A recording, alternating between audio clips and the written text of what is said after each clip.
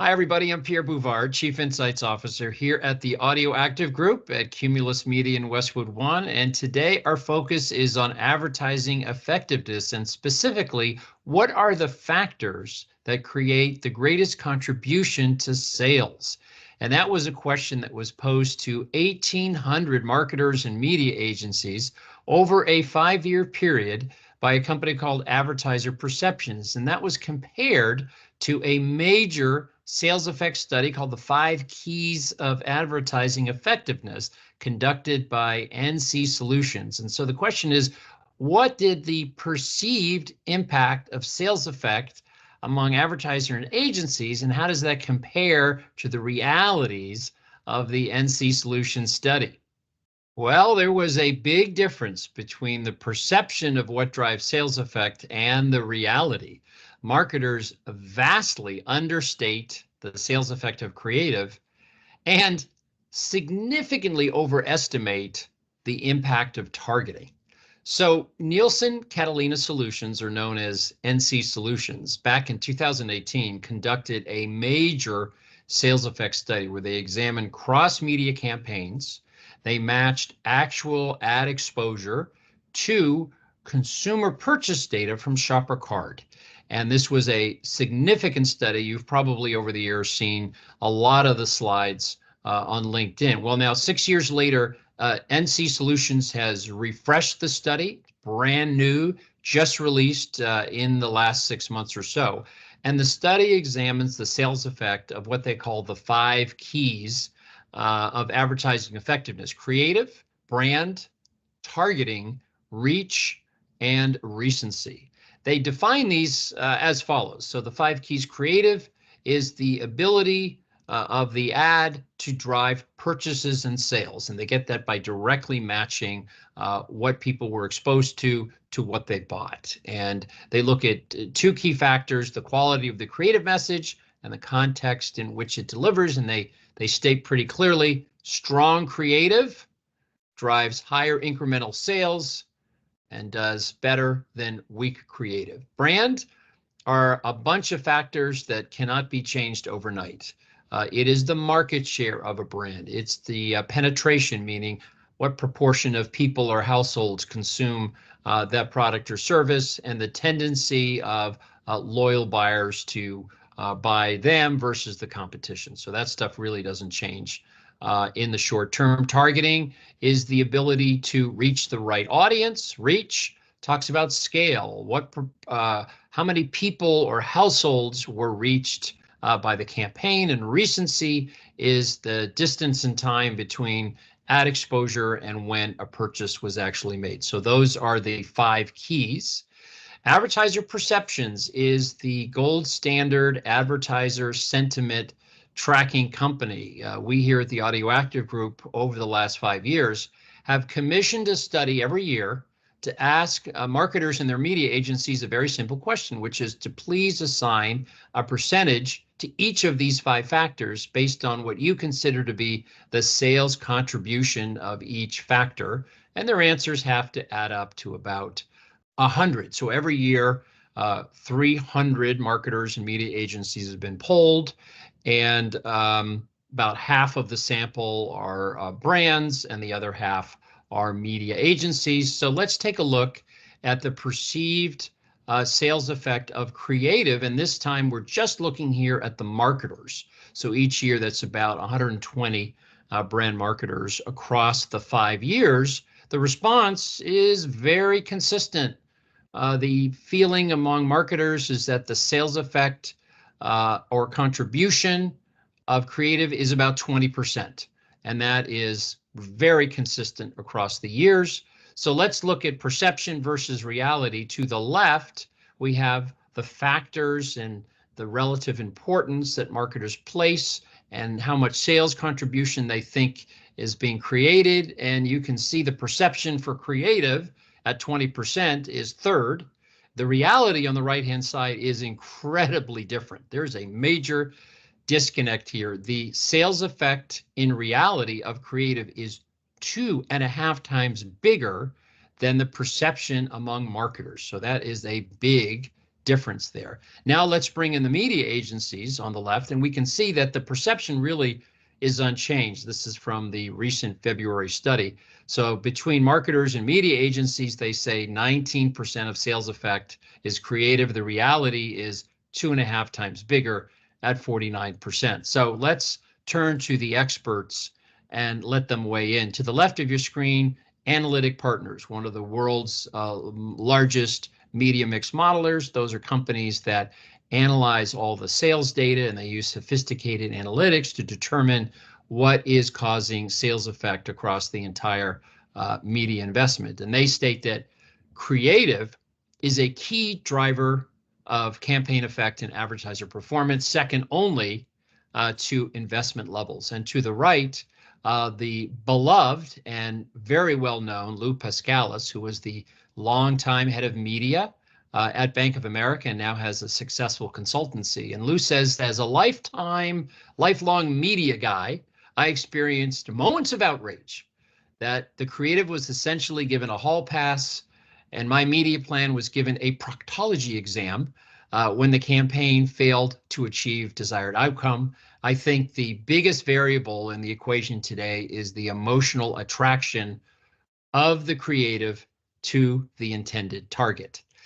A leading creative testing company by the name of System 1 tests ads all over the globe across all media, and they use a 5-star system to evaluate the creative quality. And this is an evaluation of the ability of an ad to drive a positive emotional impact.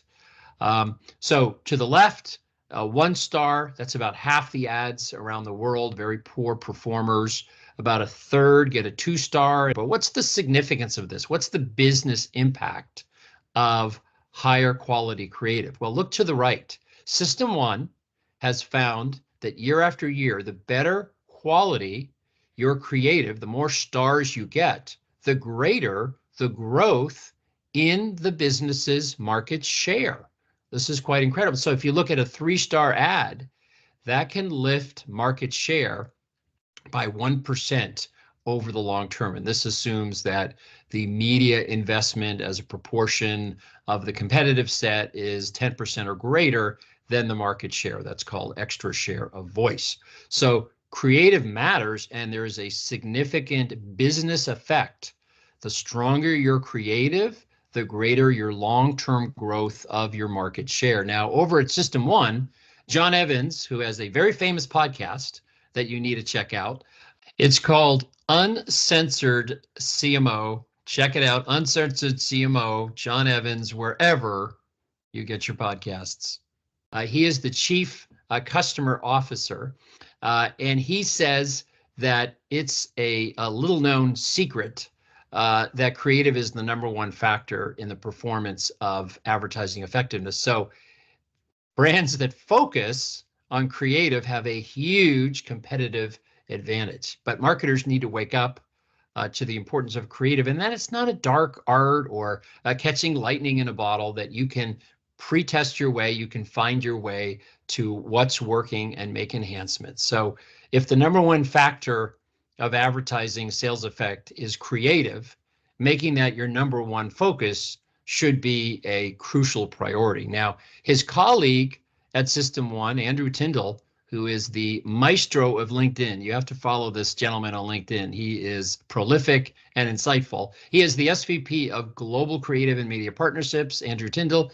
He says marketers spend way too much time worrying about anything but one single thing that could change their business, and that is creative effectiveness. And he says we need to be bold and say no to things that would distract us and get more time to make better ads and partner with the right agencies that can bring talent, tools, and knowledge to make advertising work that works.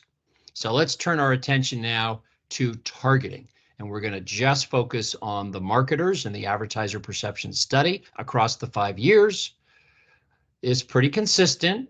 The perception is that targeting generates in the mid-20s as a proportion of sales effect. The most recent February read shows a bit of a downtick to 23%, perhaps due to the dawning awareness of cookie deprecation.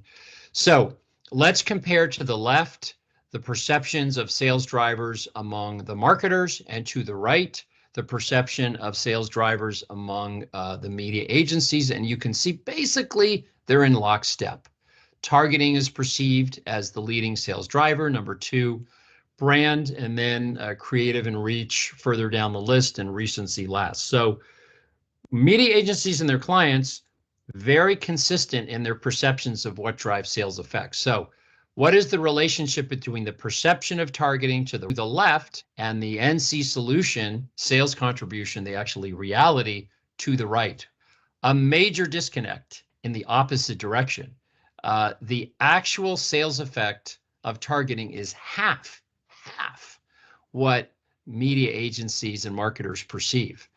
It's only 11% of sales effect. The perception is 24%. So targeting is a weak force and a very, very small impact on sales effect. So let's turn to the experts. To the left, Elise Kane, a professor at Baruch College, former VP Insights and Analytics at Colgate-Palmolive. She has three watchouts on targeting.